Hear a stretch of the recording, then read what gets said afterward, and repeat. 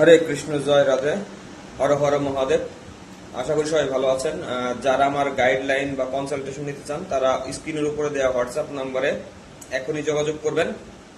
তো আজকে একটা ছোট্ট রেমেডি নিয়ে আসছি, খুবই ছোট্ট একটা রেমেডি, যাতে আপনাদের শুধুমাত্র আর্থিক অবস্থা ভালো হয় এবং বাস্তুতে কোনো বা ঘরে বাস্তুতে যদি কোনো সমস্যা থাকে সেগুলো দূর হয়ে যাবে এবং মা লক্ষ্মীর আপনার বাস্তু হবে মা লক্ষ্মীর বাসস্থান।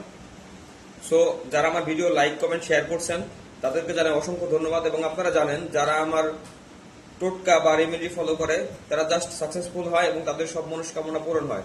সো কি করবেন একটু আপনারা লিখে রাখুন অথবা টোটকাটি বা রেমেডিটি মনে রাখুন। সেটা হচ্ছে আপনার ঘরে ঘরে ভাঙ্গা কোনো কাঁচ রাখবেন না, ভাঙ্গা কোনো লোহার বস্তু রাখবেন না, ঘরে অপ্রয়োজনীয় কোনো কিছু নষ্ট যেটা আপনার কোনো কাজেই লাগছে না এসব জিনিস আপনি আপনার ঘরে রাখবেন না। ঘরে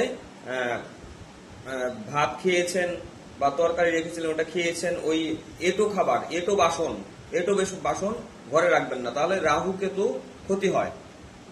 রাহু কেতু যদি একবার ক্ষতি হয় তাহলে আপনার অর্থ আসবে না। সো আর কথা বাড়াবো না, আপনারা নিয়মিত এই টোটকাগুলো পালন করুন, তাহলে অবশ্যই ভালো ফল পাবেন। আর অবশ্যই আমার স্ক্রিনের উপরে দেওয়া হোয়াটসঅ্যাপ নাম্বারে যোগাযোগ করবেন। হরে কৃষ্ণ, জয় রাধে, রাধে রাধে, হর হর মহাদেব।